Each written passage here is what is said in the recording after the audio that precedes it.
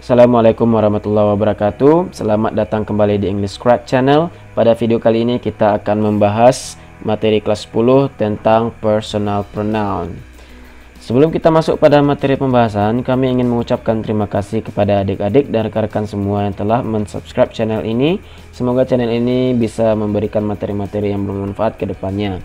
Dan untuk adik-adik dan rekan-rekan yang belum subscribe, silahkan di subscribe agar tidak ketinggalan video-video terbaru dari English Crack Channel. Karena di channel ini kita akan membahas materi-materi pembelajaran bahasa Inggris.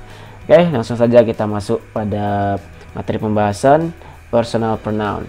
Seperti yang bisa kita lihat pada layar, ada perbandingan antara he dan him. He versus him. So, what is the difference? Nah, apa sih perbedaan antara he dan him ini? Dalam bahasa Inggris, kita sering menjumpai kata he dan juga kata him. Nah, ini adalah salah satu bentuk contoh dari pronoun, ya.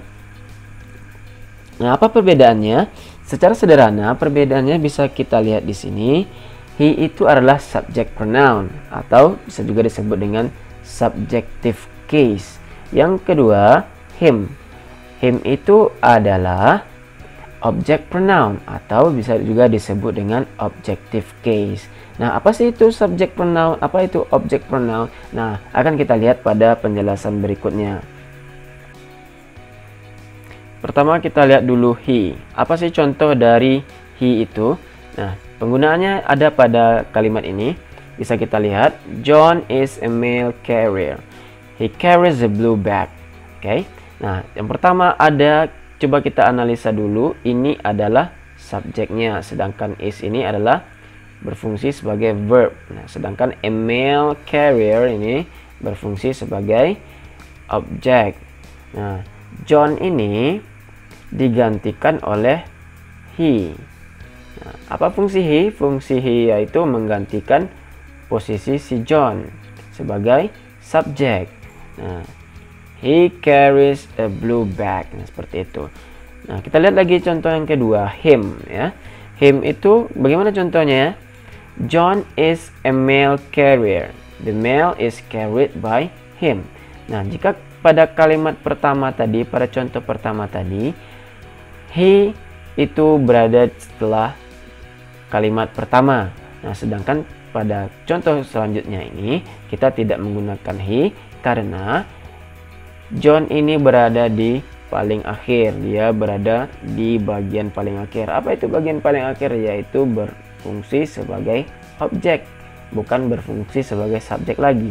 Kalau dia berfungsi sebagai subjek, maka dia akan terletak di awal kalimat, tapi tidak him. Jadi he kita gunakan. Kalau kita menggunakan him di sini, otomatis ini salah.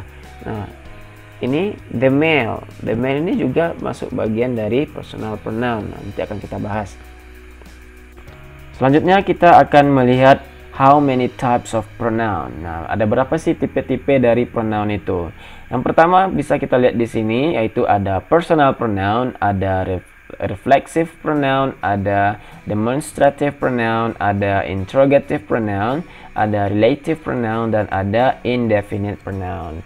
Tapi di sesi kali ini, di video kali ini, kita hanya akan fokus kepada personal pronoun. Kita tidak membahas reflexive pronoun, demonstrative, interrogative, and so on. Kita akan fokus kepada personal pronoun.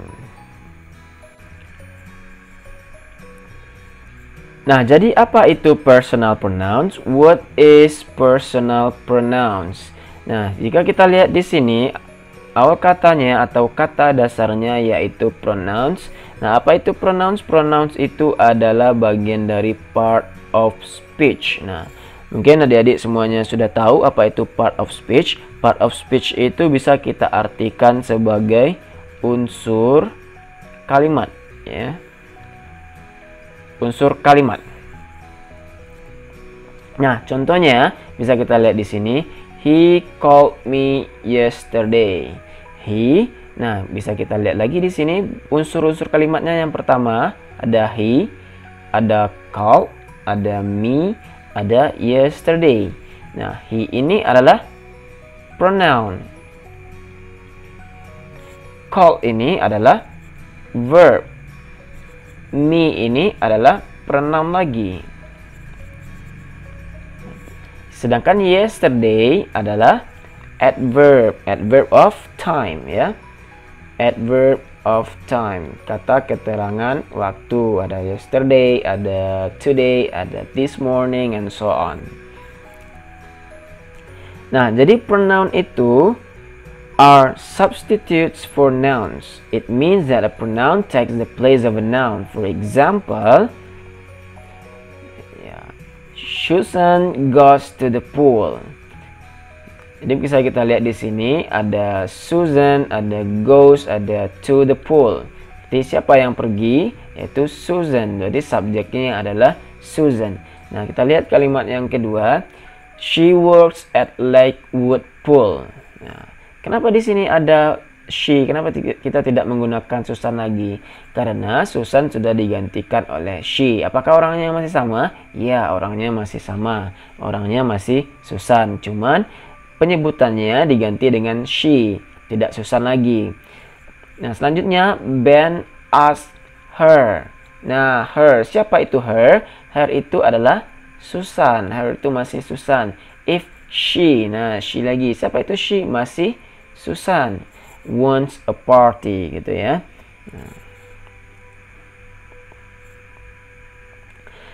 Nah, selanjutnya a personal pronoun. Nah, bagaimana dengan personal pronoun?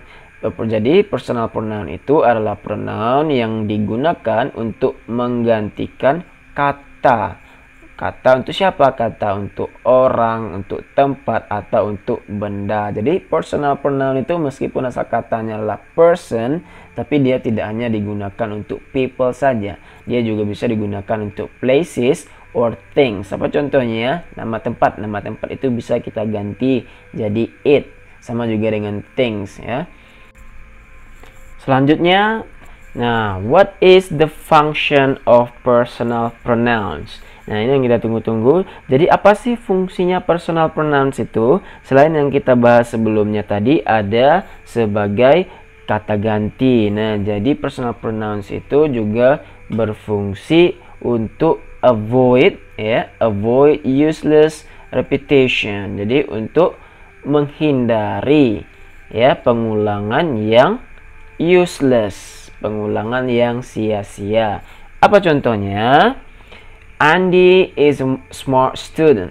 Andy likes to learn before go to bed. However, Andy never gets a bad score in exam. Nah, jika kita lihat pada kalimat ini, kita bisa melihat Andy itu diulang several times. Ada Andy, ada Andy, ada Andy. Nah, jika kita lihat, jika kita baca dengan sense of language, it doesn't sound right. Karena Andy diulang berkali-kali. Nah, coba kita bandingkan dengan kalimat selanjutnya. Andy is a smart student.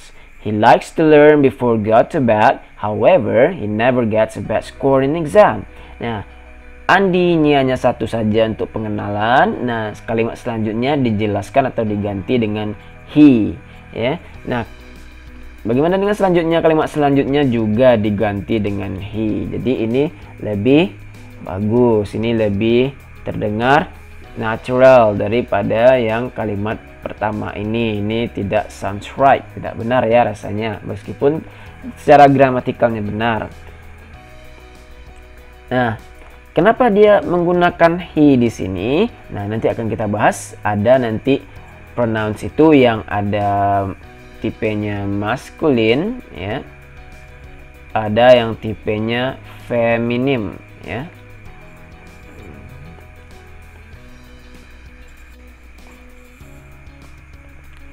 We can distinguish personal pronouns into three different groups. Nah, jadi personal pronoun ini bisa kita bedakan menjadi 3 grup yang berbeda. Apa saja itu? Yang pertama, sebagai subject pronoun.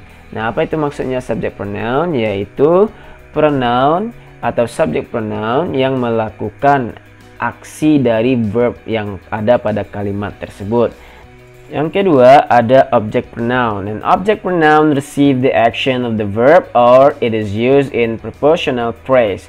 Jadi object pronoun ini dia yang menerima aksi atau tindakan dari verb yang ada pada kalimat tersebut. Sedangkan subjek tadi yaitu yang perform the action, yang melakukan aksi. Sedangkan objek itu yang menerima aksi. Nah, next itu ada possessive pronoun. Possessive pronoun stands alone. Ya, jadi possessive pronoun ini dia berdiri sendiri and shows relationship or ownership. Jadi possessive pronoun ini menunjukkan kepemilikan ya.